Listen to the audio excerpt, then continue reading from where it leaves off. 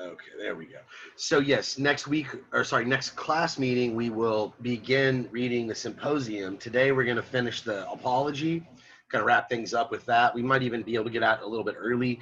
My last class, I think we got out like 5 or 10 minutes early, so we don't have a whole lot left to cover with the apology. But by next class, we will be getting started, not super far, but we'll be getting started on this first textbook.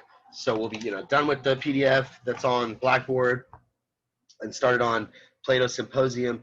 You need to, by next class, have just the first few, maybe 12 pages.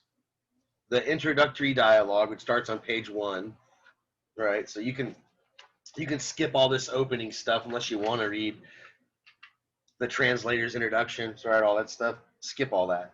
Start with the introductory dialogue, and then read the first speech, which is the speech of Phaedrus, and that'll get you up to page 12, right? You can stop at the speech of Pausanias, unless you feel like reading ahead. That never hurts, but that's probably about as far as we'll get, if we even get that far. Right? It'll take us a while to set things up, but yeah, for next class, first 12 pages of the symposium. So thanks for asking, Danielle. Besides that, I'm still waiting on a lot of students to show up. There's 23 of us here, and one of those includes me, so there's really only 22 students out of over 40. So hopefully people will start showing up. I don't know if it's an off day or something, but just in case, to kill a little bit of time, does anybody have any comments or questions besides Danielle, the Method Symposium, or left? No? Okay, so I'm going to quickly recap what we did last time, not spend too much time on it, but just to make sure that we're all up to speed. We got through I guess what you might call the Defense of Socrates, that section of the dialogue of the reading of the Apology where he is cross-examining Meletus, which is really the main portion of his defense against the charges. So we started way back at the beginning. We heard his story about how he went around questioning people because he heard that none are wiser than him, right? The oracle had informed his friend that there are none wiser than Socrates, and he couldn't believe this because he felt that he wasn't that wise at all. So he says, surely someone wiser than me. He goes investigating, and lo and behold, the oracle is right. We'll talk more about that later. We'll come back to that at the end of class. But that's part of his defense. Remember, he's saying this to demonstrate that he is pious. He actually is doing the work of the gods. Remember, one of the charges is impiety. He's not respecting the gods. He's not following the religions of the city. So this story is supposed to exonerate him partly of that, right? Look at me. I'm paying this high price, going and talking to people and getting this bad reputation because they don't like it. I'm making them look foolish. I'm showing them that they're not wise, even though they think they're wise. And as a result, they don't like me. And I don't have time to work. I don't have time to take care of my family. So I do all this stuff just because this is what the God wants me to do. Because remember, even after he finds out what the God meant, he continues his investigations, even though he's paying a personal cost. So this is supposed to, again, demonstrate that he is pious, right? He is being pious. And also, we talked about this a bit last time. This is a big part of his defense. He says that, these guys don't like me, and I think this is supposed to establish a bit of bias. Somebody says, I talked to my mom about the subject when you'd asked us what would you do if you were considered wise. Yeah, I'm sure. Well, did she say anything about it? I mean, yeah, it's yeah. Somebody said you're the wisest. I don't know. I hope she didn't think you. I mean, I'm sure you're pretty wise, Danielle. But are you the wisest in the planet, in the whole universe? If you are, maybe you should be the one talking, and I should let you take over. Let you take over the class. But yeah, so Socrates had this reaction. No way, man. He's Mr. Some say he's not sincere about this. Some say that he's being disingenuous, but he claims to just, I don't know, right? I'm the one that doesn't know anything, but ironically, that's what makes me smarter than these other people who think they know. And because I make them look foolish, They want to do me in, right? That's why I'm here. That's where this reputation comes from. And then we get to this section in the middle where he starts talking to one of his accusers. And to me, this is really just trying to establish more bias. Some of the arguments we talked about, we went over, I didn't think were that strong, but he does seem to make Meletus look stupid. He gets Meletus to say that everybody improves the youth except for Socrates. It's pretty obvious that Meletus is just saying this to win them over. He's not really sincere. He just wants to make Socrates look bad. He doesn't want to alienate anybody in the crowd. He wants to, say what they want to hear again. So then he's got these arguments with atheism, right? How can I be an atheist and teach us spiritual things? And Meletus, you're not being consistent. And then he also talks about how, I can't corrupt the youth because then I would corrupt myself, right? If I corrupt the youth and I hang out with the youth, I'll become corrupt. There's no way I would do that knowingly. So either I don't or I do it out of ignorance. So that was last time. We talked about all that last time in the first day of class. So today we'll kind of pick up where we left off. I'm not really sure. I didn't have a chance to rewatch the replay to see the end of it, but I'm pretty sure we either didn't get this far or this might have been the line where we left off, where he starts to talk. He gets kind of serious and he starts to talk about death. Okay, because I think he sees his imminent demise. Here it comes, right? I don't think this is going well for me as far as the trial. I don't think I'm going to be acquitted. And so maybe that's what's going on. That's why his tone changes slightly.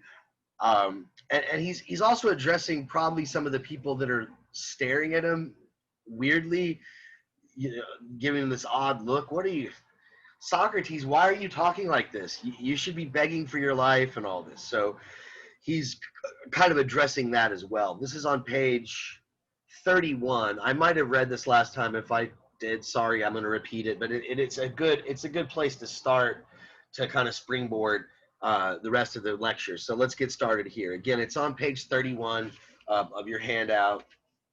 If you have a different version, it's line 28B. So just look for that B in the margin. It's actually a couple lines down, like B2 or 3. And it's where he begins. Someone might say, are you not ashamed, Socrates, to have followed the kind of occupation that has led to your being now in danger of death? However, I should be right to reply to him, you are wrong, sir, if you think that a man who is any good at all should take into account the risk of life or death. He should look to this only in his actions, whether what he does is right or wrong, whether he's acting like a good or a bad man. According to your view, all the heroes who died at Troy were inferior people, especially the son of Thetis, who was so contemptuous of danger compared with disgrace. When he was eager to kill Hector, his goddess mother warned him in such words as I believe, in some such words as these: my child, if you avenge the death of your comrade Patroclus and you kill Hector, you will die yourself, for your death is to follow immediately after Hector's. Hearing this, he despised death and danger and was much more afraid to live a coward who did not avenge his friends. Let me die at once, he said, when once I have given the wrongdoer his deserts, rather than to remain here a laughingstock by the curved ships, a burden upon the earth. Do you think he gave thought to death and danger?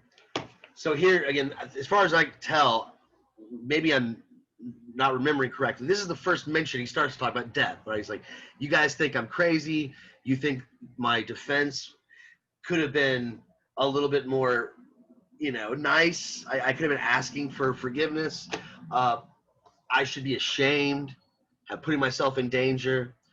But no, that's not what you should care about. You shouldn't care about being alive, per se. You should worry about living a good life, about being as good and just as possible, about just and as wise as possible, whether you're a good or a bad man, as he puts it, right?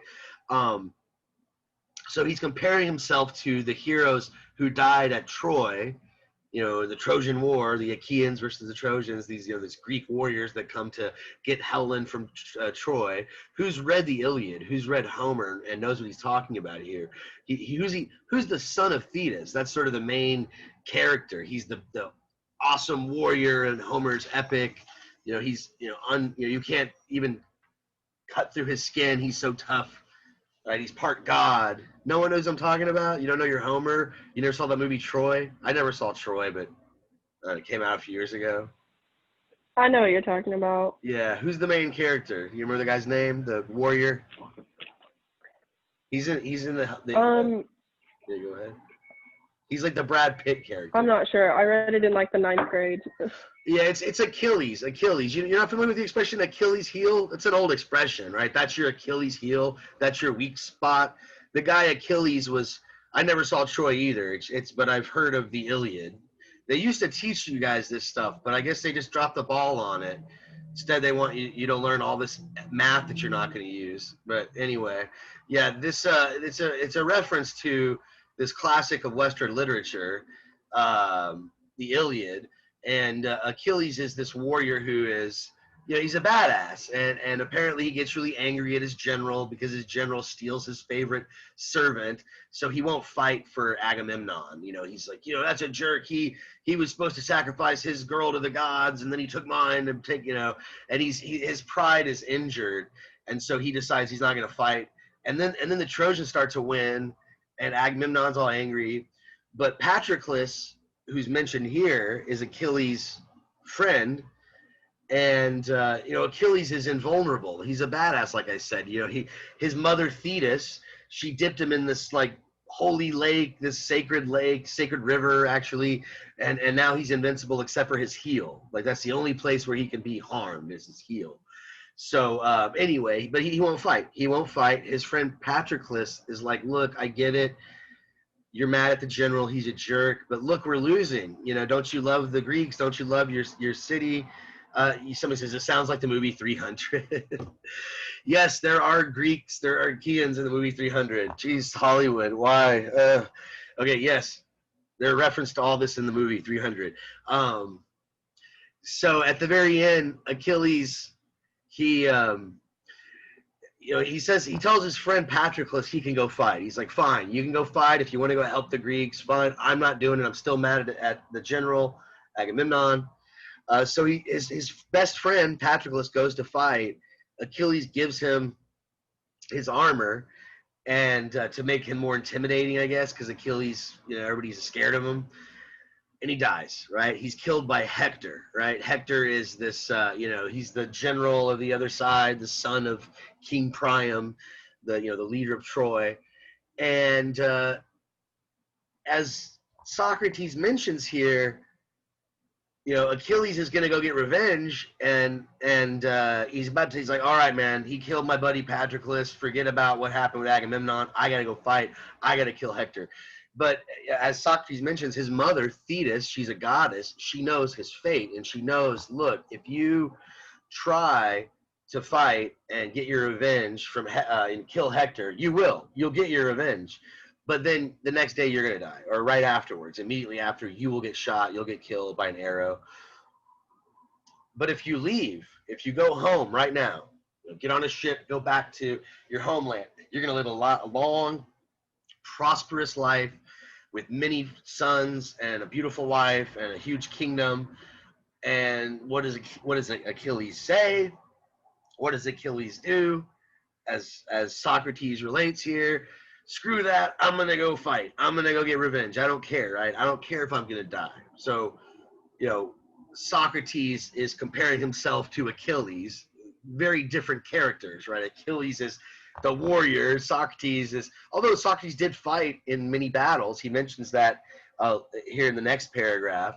But he says, look, I'm just like Achilles. I'm standing up for what's right. And you say that makes me stupid. You think that makes me a fool to die for something.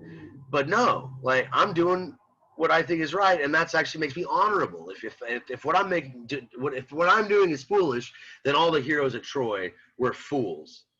And so he says, I'm going to read the rest of the line here. This is where I left off. He says, this is the truth of the matter, men of Athens.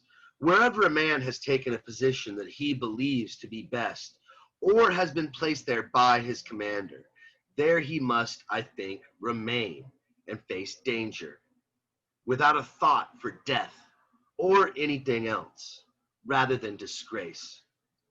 It would have been a dreadful way to behave, men of Athens, if at Potidaea, Amphipolis, and Delium, these are all places where he went when they were fighting, and this was in 300, I think, where they were fighting against the Spartans. He did help the Athenians in that war. He did help fight against the Spartans. They lost, but he was in these battles he's mentioning here.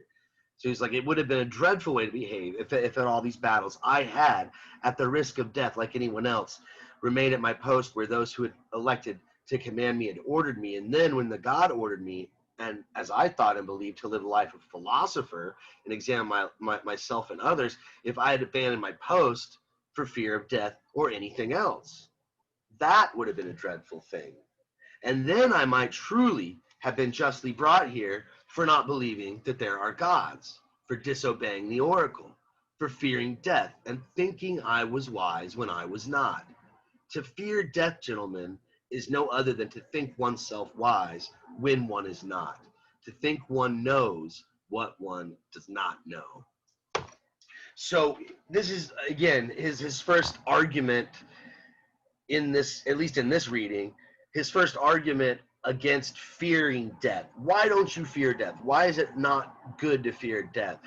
There's really two arguments here in what I just read. The first one is kind of the ethical argument, right? You don't, why would you fear death if you're fighting for a good cause? You might have to face death to do the right thing, to fight against evil or something. So death is not what you should be concerned with. Being good and wise and just is what you should be concerned with, even if it means having to face death. So there's that sort of ethical argument. He's giving sort of this moral argument for why we shouldn't fear death. But he's also got the epistemological argument. That's the fancy college term, epistemology. Remember, epistemology is the philosophy of knowledge, theory of knowledge. What does it mean to know something? How do you justify knowledge claims? He's not only making an ethical argument, but he's making an epistemological argument, because he says to fear death is to think you know what you don't know, to think you're wise when you're not wise, right? To think one knows. Why does he say that? Why is it not wise to fear death? Why is it thinking you know what you don't know? In what sense is that true? Professor? Yes. I'm so sorry. My first class got canceled, so that's why I'm late. I completely forgot I had another class. Could you say what we're talking about? Yeah, we're trying to get through the first reading, the apology. We're on page number 32 of the handout. Thank you so much.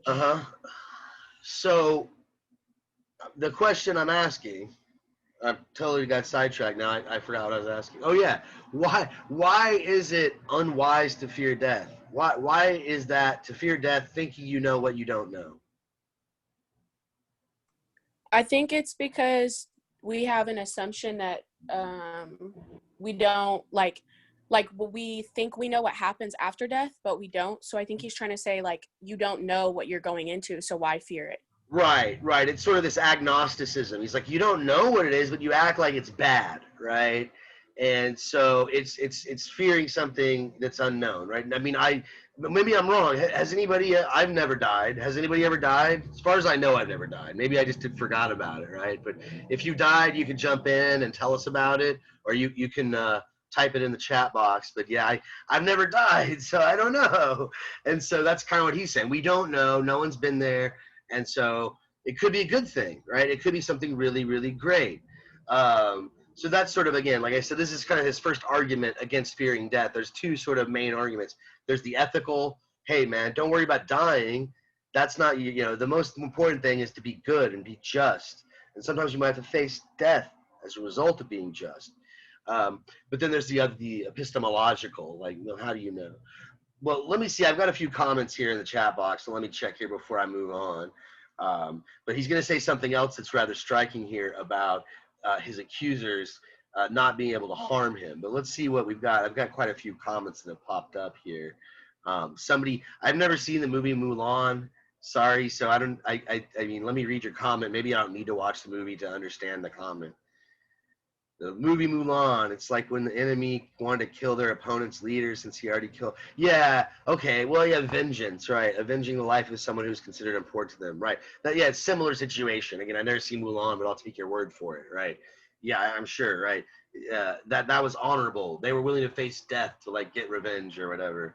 I mean, you might argue it's not honorable, but at least there's something they believe was right and correct, and they're standing up for it, and they're willing to die for it. And Socrates finds something admirable in that, says.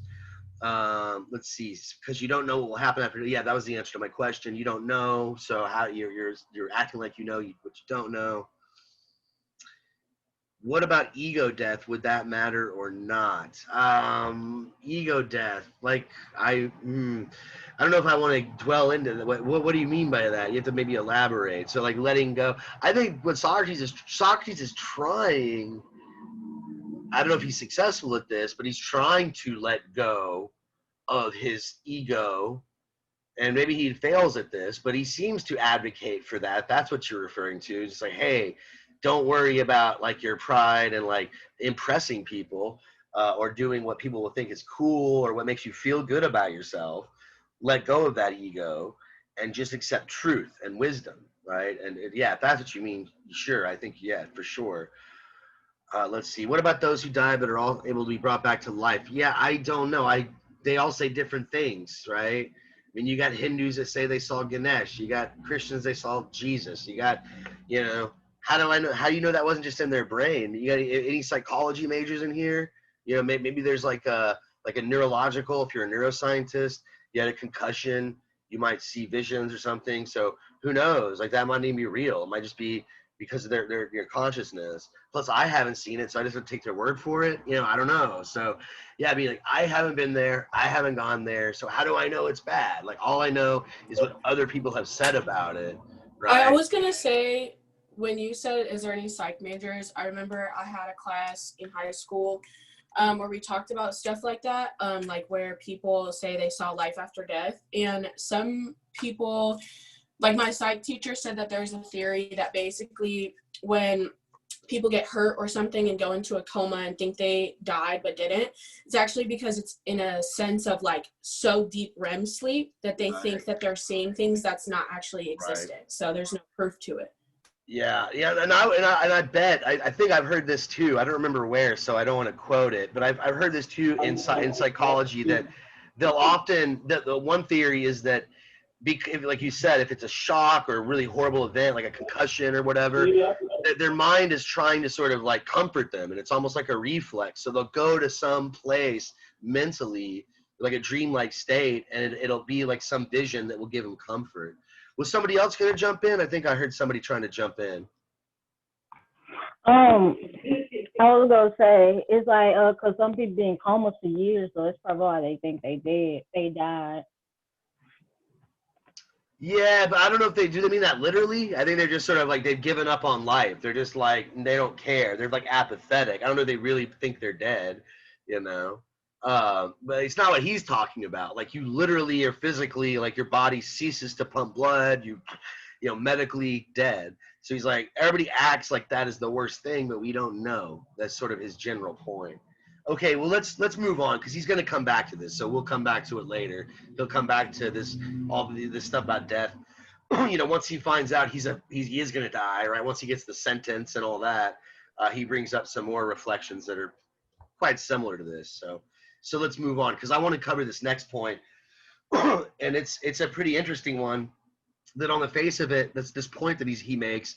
On the face of it, seems false.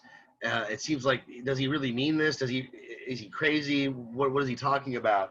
Because he says something like that his accusers can't harm him, and he mentions things like death, like not being harmful. This is on page 33 if you have the PDF.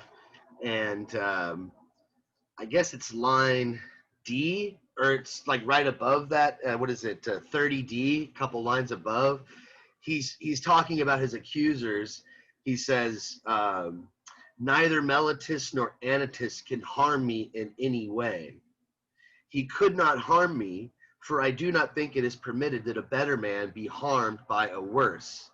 Certainly he might kill me, or perhaps banish or disenfranchise me, which he and maybe others think to be great harm, but I do not think so. I think he's doing himself much greater harm doing what he's doing now, attempting to have a man executed unjustly. Indeed, men of Athens, I'm far from making a defense now on my own behalf, as might be thought, but on yours, to prevent you from wrongdoing by mistreating the God's gift to you by condemning me. Now he's starting to kind of sound full. I'm the God's gift to you, right? For if you kill me, you will not easily find another like me.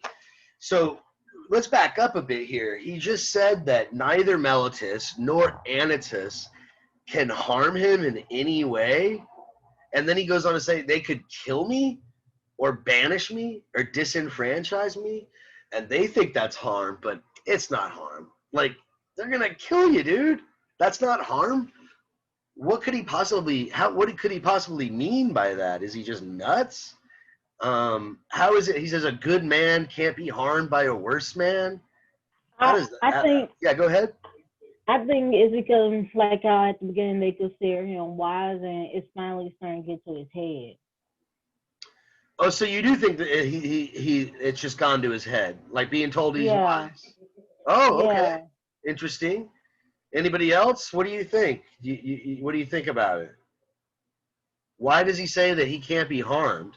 And he says that anybody who's a good and wise man can't really be harmed. He says, let's see, he doesn't believe life after death will be bad, so he feels that if he were killed, it'd be. I think that is part of it. There's evidence. There's at least evidence for that. It's not obvious, but he does say at the end that he thinks the gods take care. You know, if you live a good life, he says the gods will look after you. So he does seem to believe that.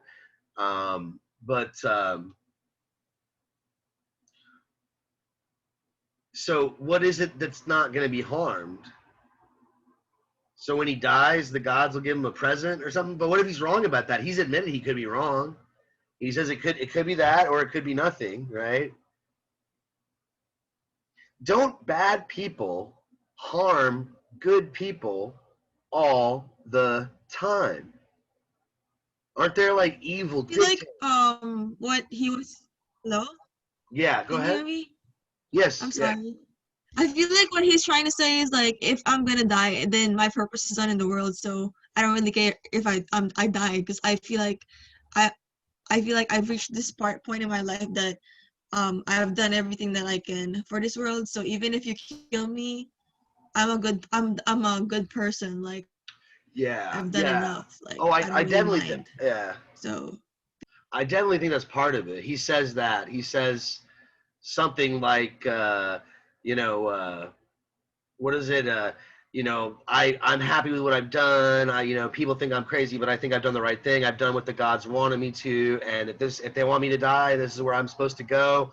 Then I accept it. So I definitely think, yeah, that is definitely part of it, right? He's not concerned of his flesh. Good. That was kind of where I was trying to get y'all to go to. Yeah, he's not concerned with his body. He seems to think, right? Well, then what is he concerned with? If it's not his body, what other thing is there? What other part of it? Good, his soul. Khalik said his soul. The Greek word is actually psyche. Let me type that out. That's where the word psychology comes from, right? So you can I guess you could understand it as mind, but spirit, soul. For Socrates, and definitely for Plato, it's debatable what the historical Socrates thought about this, but I don't know. I think Socrates thought this way too. It seemed like the psyche was something that was super important and dear, and your body, your physical, was something that really wasn't that important, right? Like it was just a vessel. It was just a vehicle for your psyche. That's how Plato and Socrates seem to look at it. And he's even more derogatory. He actually thinks that the body is like a prison, that it gets in the way of true insight, like the physical gets in the way of true wisdom. And so he talks about this at length in other dialogues. So this might be another reason why he's not so scared of death. So the soul, right, he says, is the most, what is it? In Phaedo, which is the dialogue where he's executed, right? He's about to die. One of his friends asks him, where should we bury you, Socrates? And he looks at them really confused. He says, where should you bury Socrates? What, you can't bury. Oh, you mean my body? I see. Oh, well, just find a nice spot wherever it looks nice and peaceful, and I don't know, wherever's appropriate. So, I guess the point being that what is essential to Socrates is not his physical body. Yes, somebody wrote temporary. Good. That's a good, yeah.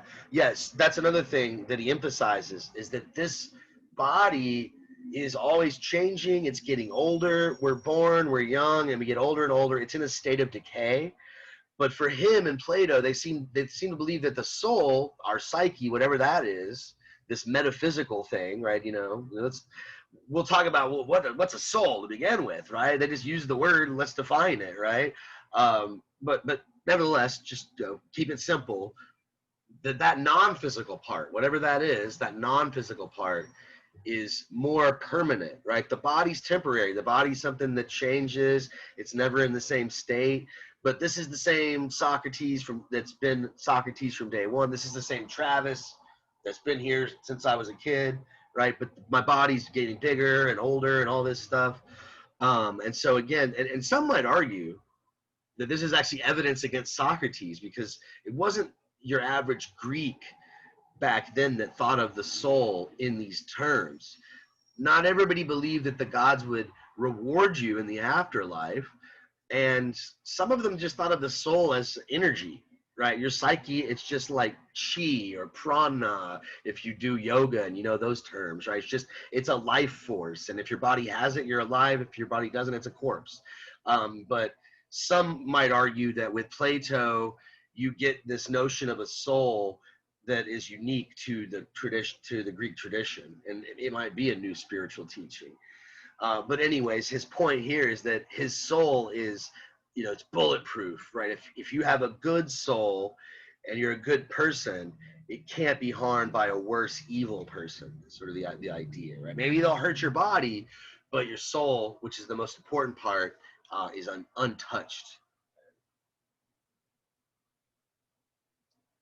Right. Danielle says the soul is like something deep inside someone that defines who they are. Yeah, but what is it? Like, what is it? If it's not physical, right, then what is it? It's just, to me, it's just a word right now. Is it like energy or something? Is it something you could measure? That's an age-old philosophy question. But let's hold off on that, because we'll come back to that, especially when we get to Descartes. But I think what we should really emphasize here again is this this detachment from the physical. And in fact, I should probably give you guys a fancy vocabulary word. What Socrates seems to be advocating for here is a form of asceticism. So yeah, it's metaphysical, right? Good. Yeah, this is a very metaphysical theory. I keep getting a message that says my internet connection is unstable. So I don't know if you guys, if I'm breaking up or you have trouble hearing me. But if that's the case, feel free to let me know and type it in. But yeah, you're right. It's metaphysical, but that's not the word I was looking for. The word is actually asceticism. I just typed it in there. Socrates seems to be advocating for asceticism. This is a lifestyle or a philosophy that advocates, that encourages you to detach yourself from the physical and to focus on the intellectual, the spiritual. So you shouldn't care too much about worldly possessions or fame and fortune, but you should look inward to yourself, to your wisdom, and try to be, your spirit, your psyche, or whatever. there are some pretty extreme forms of asceticism. I wouldn't say this is the most extreme, the kind that Socrates and Plato seem to advocate. Socrates had a family, he had kids. So, there are some really, if you look to some of the world's religious traditions, like one that really strikes me as pretty extreme as far as its ascetic elements would be Jainism. Most of you, maybe none of you have heard of that tradition. It's not a very big faith. There's only maybe 7 million worldwide, I think. They're mostly in India, but the monks are super strict. They can't have any fun. They can't enjoy anything. They're only eat vegan. It has to be leftovers. They're not allowed to enjoy anything that has anything to do with any other living thing suffering. So very austere. So there are very extreme forms of this. I would say Plato's is somewhere in the middle, but he is ascetic. He says, you shouldn't focus on the body. You shouldn't focus on this world. What's important, what's essential is the spiritual, the metaphysical. And so when we're talking about on an individual level, that's your soul, that's your psyche, right? So this next passage, right where I left off, this is a real famous quote. I don't want to spend too much time on it, but it's so famous, I can't skip it. It's right where I left off. This is the famous gadfly metaphor. And again, this is where he's talking about how you're the ones who should feel ashamed. I'm not scared. You're the ones that are doing wrong. You're punishing me unjustly. You won't find another like me. He says, I was attached to this city by the god, although that seems a ridiculous thing to say, as if upon a great and noble horse, which was somewhat sluggish because of its size and needed to be stirred up by a kind of gadfly. It is to fulfill some such function that I believe the god has placed me in the city. I never cease to rouse each and every one of you, to persuade and reproach you all day long, and everywhere I find myself in your company. So again, this is real famous metaphor of the gadfly. I think this is Socrates. He's kind of acknowledging he's annoying. He knows he's annoying. A gadfly it's not the most flattering metaphor to call yourself a gadfly. That's a little bug that stings the rear end of a horse or a cow. And a cow or horse, cattle, they'll use their tail to sort of swat the fly off their bum, and the fly will just fly off and come right back. It's annoying, okay? I mean, imagine if you're a cow and you have to deal with that all day in the hot sun. He knows he's annoying, but he also feels like as he's doing a service to the city. The city is, Athens is the cow, right, or the horse, this great noble steed, as he calls it, right? But it needed to be stirred up. Gadfly, you want me to spell gadfly? Sure, it's in the reading. It's on page 33, but Gadfly. But this is such a famous metaphor because it's used by other authors, most notably MLK. If you've ever read Martin Luther King Jr.'s letter from Birmingham jail, he talks about Socrates, and he says that he is like Socrates.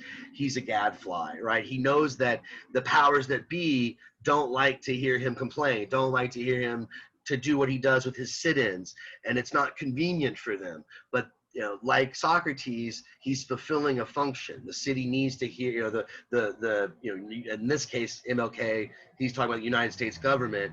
They need to live up to their own values, right? And Socrates, he inspired MLK quite a bit, right? So that's why I can't skip this, right? The gadfly metaphor. But moving on, right? He gets to, we already talked a bit about how annoying the guy can be, but he thinks, again, I know I'm annoying, but it's a good annoying, right? I'm doing I'm making you think about yourself, I'm making you question yourself, and in the process, hopefully, live a better, more fulfilling life. So I'm skipping forward quite a bit here. Again, I want to try to get everything wrapped up today. Let's go forward to page 38, and this is where we finally get the verdict, right? This is what's interesting about the Athenian law courts. Once you were found guilty, which he was, the person who accused you would decide what they believe the right punishment should be. And then you, who were accused and found guilty, you would come up with what you thought was a better, more fair punishment. And then the jury would vote again, and you'd get whatever they decided. So obviously, they decide that he's guilty, and Meletus says he should be put to death. What does he think his punishment should be? Who did the reading? Let's see. How should they punish him for doing what he's done to the city? What does he deserve, in scare quotes there? Somebody says, if it was that way today, I would imagine yeah. Well, I mean, I would probably, Danielle said, if we did that today, I wonder what people would choose. That's a pretty good question to ask, or a good way to frame it, Danielle, actually. Think about it. If you were on trial, let's say for murder, and you were innocent, right? You didn't do it, but this guy framed you, and they were like, look, man, you're a murderer, and we got you, and you're going to get the death penalty. And you're like, but I'm innocent. Like, no, we found you guilty. We went to trial. We found you guilty. They want you to give the death penalty. What would you offer instead of the death penalty? What would you ask for? Anybody have any suggestions? Like, again, you didn't do it, but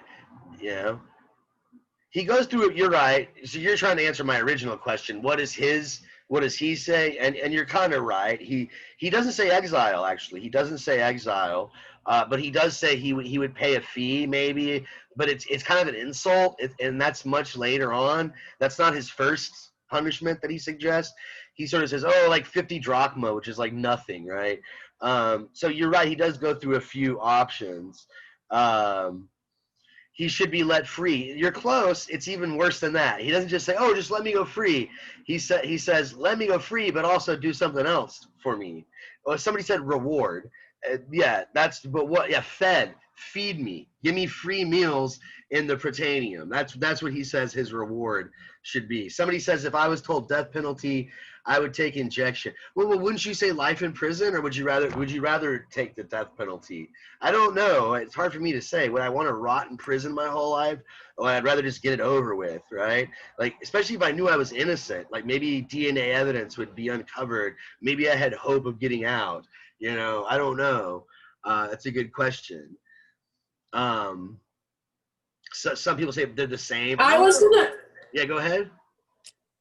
I was just gonna say, after Danielle said what it would be like now, I was just thinking, considering the different, I guess, theories and life theories we have now, a question came into my head, because based on your own religion, I guess, certain religions say you can't kill another man or yourself. So imagine if you told them you would rather take the death penalty. I wonder how people would respond to that as far as religion goes. Oh, that's a good point. That's a really good point. So it's almost like you might argue, some might argue, I'm not going to say where I'm standing on this.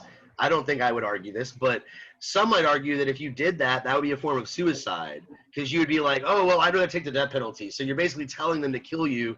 So they would be like, wait a minute, you should try to live as long as possible. Danielle, did you want to jump in? Yeah, I was gonna say with the death penalty, if I was so I have no chance of getting out, pretty much it's all the same, because you can die while in jail, or you can just go ahead and get over with, like you said. But right. The reason why I said lethal injection, because at least you won't feel the pain. I could understand. I mean, I understand your reasoning. I totally get it. But I think what I'm thinking is, what are we talking about here? Maybe I might be going to, am I going to one of those rich people jails where they have really good food and get to golf every day? Or am I going to a really horrible prison? It depends on your status. It depends on your status in the society. Right. Well, I've seen how other religions, in some countries, I saw how some of them kill their people who do wrong. There was one video where they just straight up cut the man's head off, and then there's one of them giving them a stone. That's where everybody with those rocks and boulders at that person. I'm having trouble hearing you a little bit, but I think I got your general point. Yeah, I mean, there's different beliefs about things that might determine your choice in that particular situation, for sure, like religious or otherwise, right? Depending on who you are. But let's get back to because somebody got it. He wanted to be housed in the best housing, fed in the halls. Yeah, he basically said, what should I be punished with? He said, you should give me free meals in the Prytaneum, which is this banquet hall where they would have heroes go and people that were athletes that just won a gold medal at the Olympics, and they'd celebrate with all this food, and all the belly dancers would come out and feed them grapes and feather fan them and all that good stuff. So that's what he thinks. He's basically saying, kiss my ass. He's being a little bit more eloquent about it, but that's pretty much what he's saying.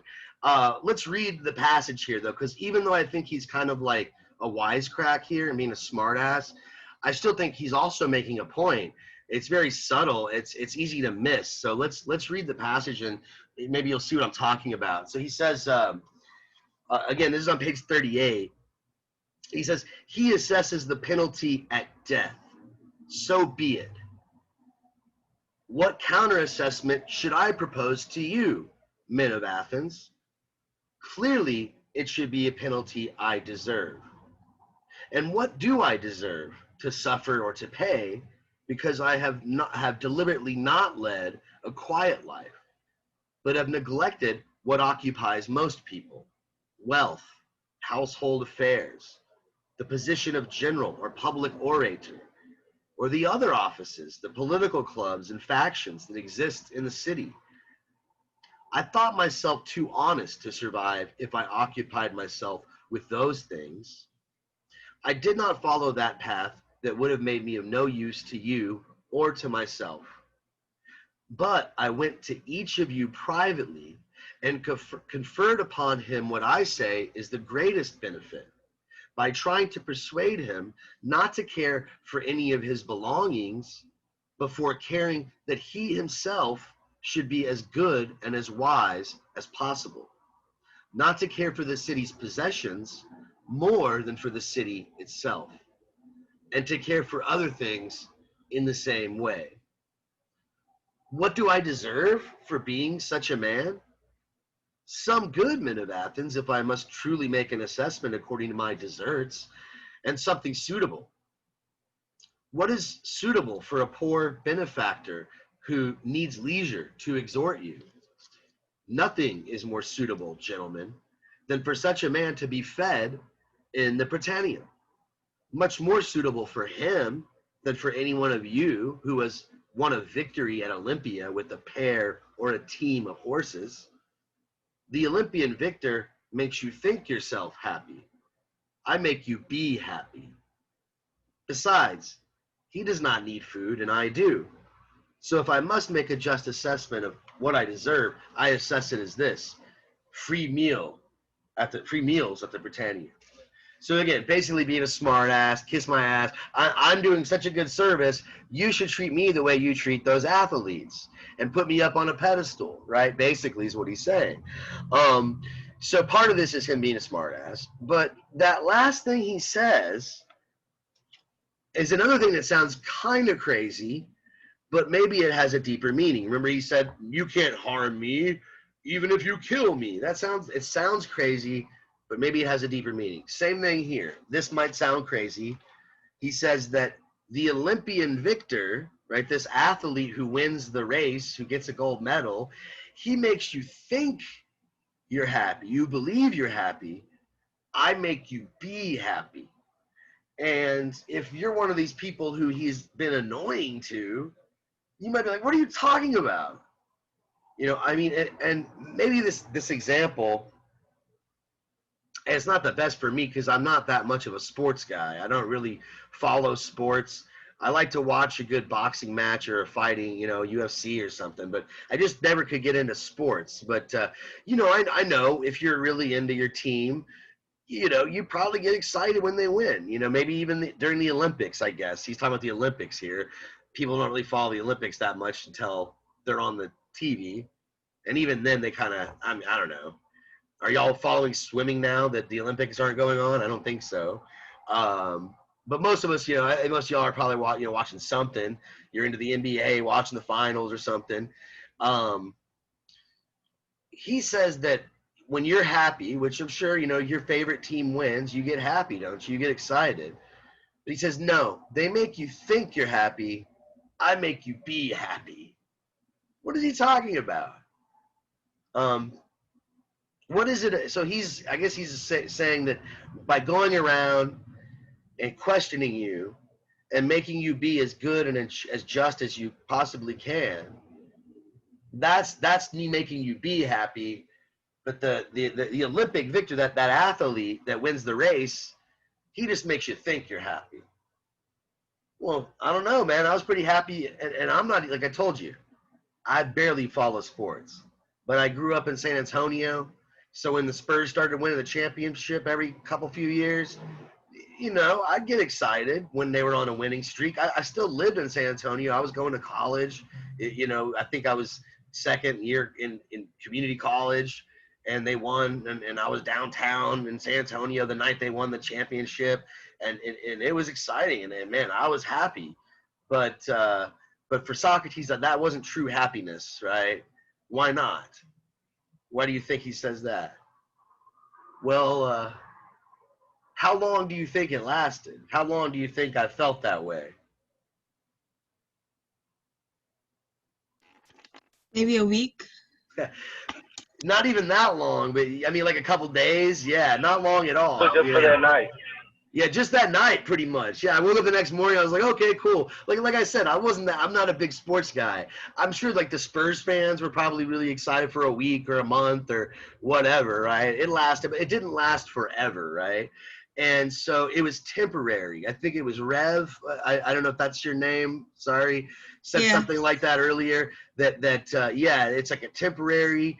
This is another instance of something temporary. His body's temporary. It's not as good. That happiness is temporary. It's not as good. It's fleeting. And another thing, how much control did I have over that situation? Like how much of that happiness was because of something I did? Nothing really. Nothing. Just there, just watching. I happen to be born in the city. Them. I was born in the city where the team that was good that year won, right? Like I did nothing, right? I had no control over that. It just, my team won, yay, and then it was gone, right?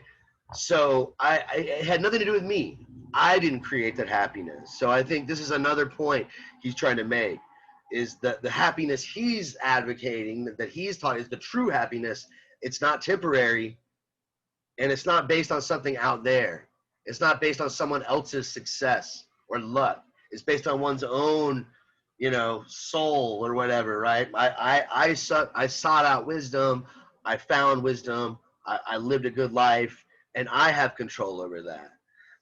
Yeah, so everybody went into full party mode when the Astros won. Exactly. That was San Antonio when the Spurs won. It was just full. Even if you're not into the Spurs, it was like, wow, it was a fun night to be out down on the town, for sure. But the next morning you're like, oh man, why did I have that last shot of Jägermeister? That was it. It was a temporary, fleeting happiness, and it had nothing to do with you, really. You didn't throw those balls. Some fans will be like, well, we cheered and we were the spirit of the team, and there's probably something to that, but don't give yourself too much credit, man. You weren't in that dugout for hours, practicing your fastball or whatever, right? So he's saying, look, you may think that I'm annoying, but I'm bringing you something that's deeper and more, it's good for you, it's good for your soul, it's more permanent, it's not this temporary, fleeting happiness, right? And for that, you should reward me, right? Okay, let's see, let's move on to the next passage here, right? This is after he finds out he's going to die, right? This gets, I think, more and more serious as we get closer and closer to the end, as he gets closer and closer to death. But we come back to our original topic, right? What about death, right? And what does he say here? This is on page 40. The jury has just sentenced him to death. And some would say he did this to himself, right? Because he could have asked for like exile. He could have asked for a serious fine, not just some joke 50 drachma fine, like an actual serious fine. He could have asked for a penalty and probably would have gotten that. You know, most historians seem to think that the Athenians, there's a lot of evidence for this, that most Greeks, not just the Athenian Greeks, but most of the Greeks, they were iffy about the death penalty. They weren't quite sure if the gods would approve of the death penalty, and especially to their own citizens. So most would argue that he could have lived if he would have asked for exile. So some interpret his being a smartass. They interpret this as like a sacrifice, like he's gonna die to prove a point, basically. To he's dying for the truth, right? For the philosophical life. In fact, I think, hold on, I was just about to skip this part that's also really, really important. Let's back up. Where's it at? This is on page 39, sorry. He's contemplating what would happen if he was told he's free to go, but he can't be a philosopher, right? What would he say to that, right? Sorry, let's back up a bit. If somebody told him, hey, Socrates, look, man, we're going to let you go. You're off the hook. But just shut up. No more of this questioning stuff. No more of this seeking wisdom stuff. No more of this what is justice stuff. What would he say to that? What does he say to that? Would he be able to hold up to that? Would he be able to keep quiet and not do this? No. He says, no way, right? And so this is on 39. He says, perhaps, this is like line 38 or so. Perhaps someone might say to you, but Socrates, if you leave us, will you not be able to live quietly without talking? Now, this is the most difficult point on which to convince some of you. If I say that it is impossible for me to keep quiet because that means disobeying the God, you will not believe me and will think I'm being ironical. On the other hand, if I say that it is the greatest good for a man to discuss virtue every day, and those other things which you hear me conversing and testing myself in others, for the unexamined life is not worth living, you will believe me even less. So this, I had to read that passage because that's the most famous quote of all Plato. In fact, it's attributed to Socrates. The unexamined life is not worth living. So it's in quotation marks, Socrates, right? What is he saying there? The unexamined life is not worth living. What is the unexamined life? What does that mean, to live an unexamined life? I feel like it's more on like what he's trying to say is if you like nobody questioned you or like nobody corrected you, then it wouldn't be a life worth living. Right. Yeah. Then, what are you trying to learn? Like nothing? Like right. You're not living at all as far as he's concerned, right? If you're not willing to be corrected or to seek truth or to question things or the meaning behind things or why am I here? Or what's the best way? Or why do we do this, right?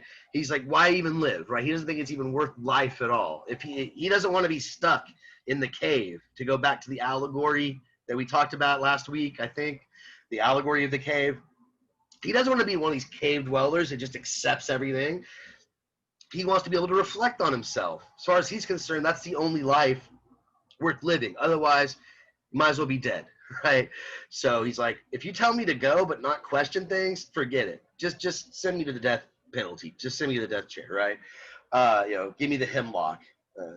All right, so I made sure we covered that. But let's see what he says right after he finds out indeed he is going to die, right? He is going to, he is facing the death penalty, right? It's already been confirmed, right?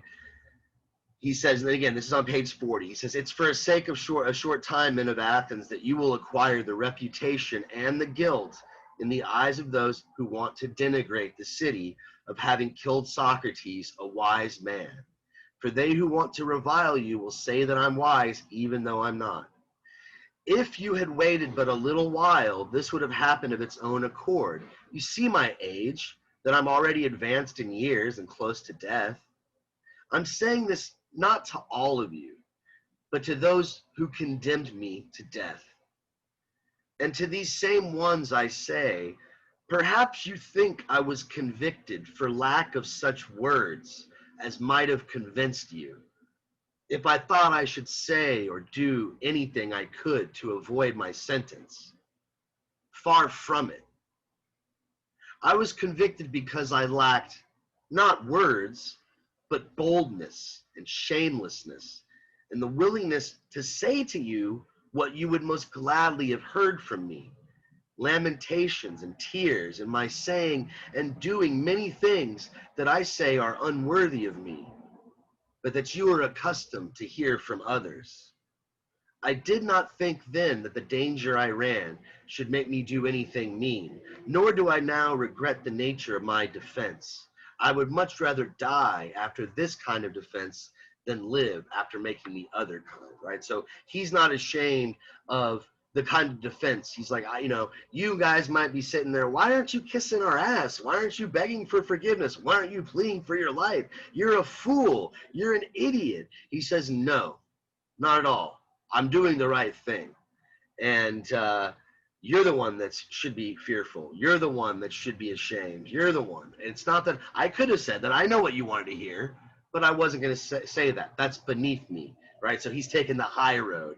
According to, where's the humble Socrates? All of a sudden he's God's gift, and now he's taking the high road, right? Getting kind of serious here. But he says, neither I nor any man should, on trial or in war, contrive to avoid death at any cost. Indeed, it is often obvious in battle that one could escape death by throwing away one's weapons and by turning to supplicate one's pursuers. And there are many ways to avoid death and every kind of danger, if one will venture to do or say anything to avoid it. It's not difficult to avoid death, gentlemen. It's much more difficult to avoid wickedness, for it runs faster than death. Slow and elderly as I am, I've been caught by the slower pursuer, whereas my accusers, being clever and sharp, have been caught by the quicker. I leave you now, condemned to death by you, but they are condemned by truth to wickedness and injustice. So I maintain my assessment, and they maintain theirs. This perhaps had to happen, and I think it is as it should be. So he's as bad as it looks for him, he seems happy with the outcome. He actually feels worse for the accusers, right? He says that, it's easier to avoid death than to avoid wickedness, right? He's just like Achilles, right? He's facing his death with pride and dignity and like a good man should, right? Seeking justice and truth. And that's the hard thing. And maybe this argument, the way it's worded, it actually sounds kind of weaker than I think the point he's trying to make when he says it's easier to avoid death than to avoid wickedness. Obviously, nobody can avoid death, right? We all die, whether we want to face up to it or not. No one can avoid death. But if you think about it this way, I think the general point he's trying to make, look, what's harder? What's more difficult to do? What's something you would be more proud of?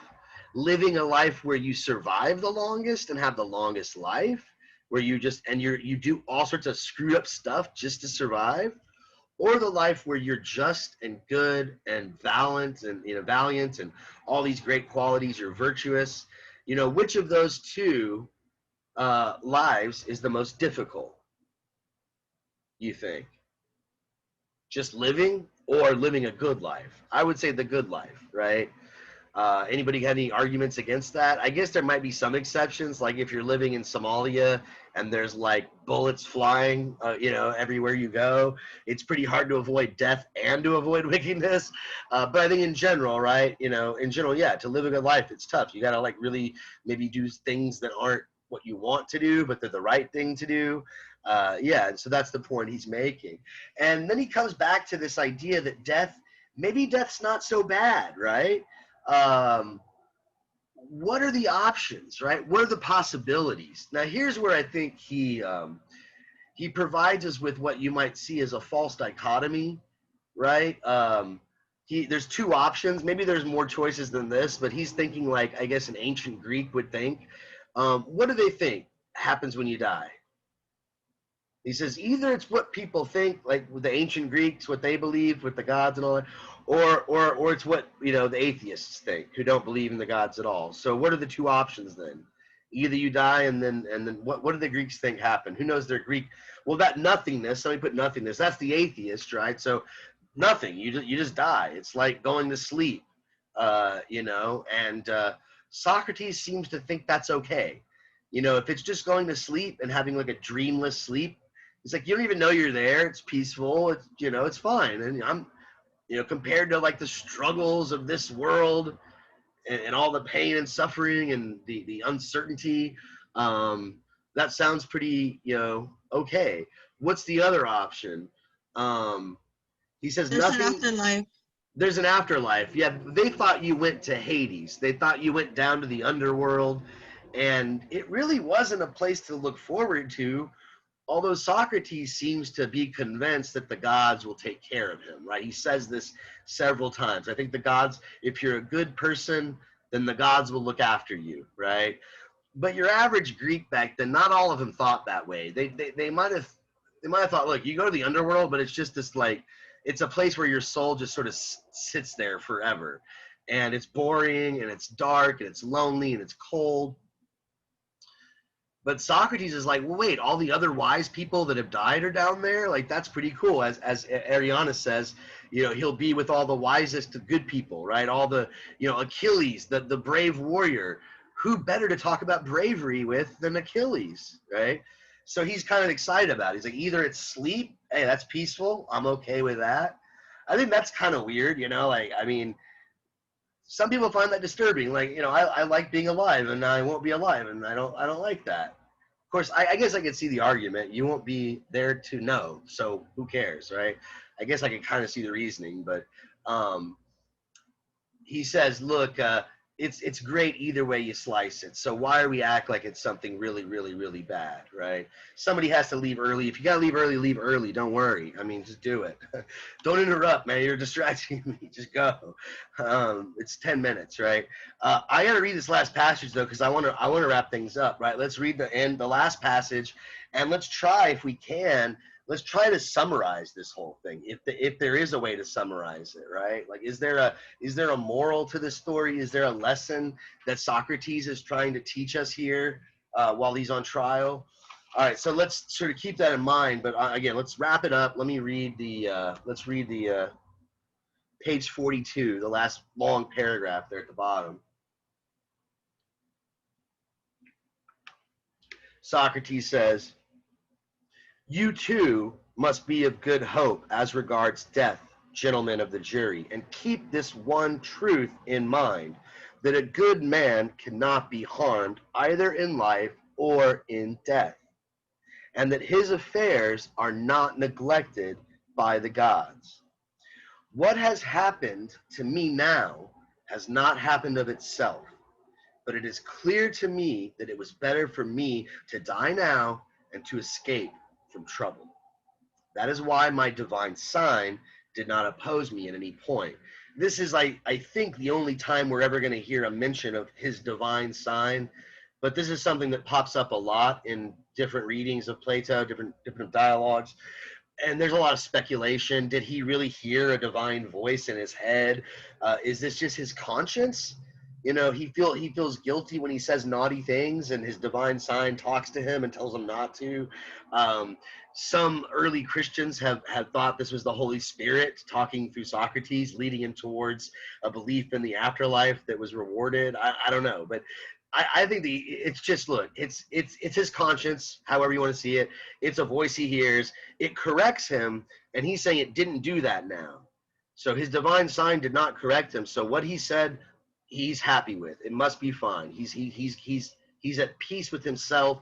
He's at peace with what he said. He's happy with his defense. He says, "So I'm certainly not angry with those who convicted me or with my accusers. Of course, that was not their purpose when they accused and convicted me, but they thought they were hurting me, and for this they deserve blame. This much I ask from them. When my sons grow up, avenge yourselves by causing them the same kind of grief that I caused you. If you think they care for money or anything else more than they care for virtue, or if they think that they're somebody when they're nobody, reproach them as I reproached you, that they do not care for the right things and they think they're worthy when they are not worthy of anything. If you do this, I shall have been justly treated by you, and my sons also. Now the hour to part has come. I go to die, you go to live. Which of us goes to the better lot is known to no one except the God. So his last sort of serious words to the jury and the people gathered there as he walks off, right? So again, like I said, try to think about it. Is there a moral to the story? What is he trying to say? I think, to me, there are kind of two morals to this reading. And the first one might be hard, so I'll probably have to give you a few hints for what I'm looking for, because we didn't talk about it much today. We really focused on that one most last class, right? But the second one we focused on a lot today, right? There's something that he thinks is so important, super important. It's even more important than living, and he's willing to die for it. What is this thing? What's the one thing that Socrates is willing to die for? He lives his whole life in search of it. Wisdom? Yeah, that's a good way to put it. Wisdom, Knowledge. truth, knowledge, wisdom, right, exactly. Yeah, he wants to pursue truth and knowledge, and he's willing, even if he gets persecuted for it, even if he gets thrown in jail or executed, that's the most important thing. Good. So I do think that's, again, there might be more than two themes to this. There's probably a lot more, but I think that's kind of one of the main ones, right, is that the unexamined life is not worth living, right? You got to pursue truth. But the second one, and so I said I'd give you some hints, the second one I think has to do with like the first part of the dialogue. He's giving us his story of where he's coming from, why he has a bad reputation, and he tells us that I found out I was the wisest. I didn't believe it, so I went around seeking out people wiser.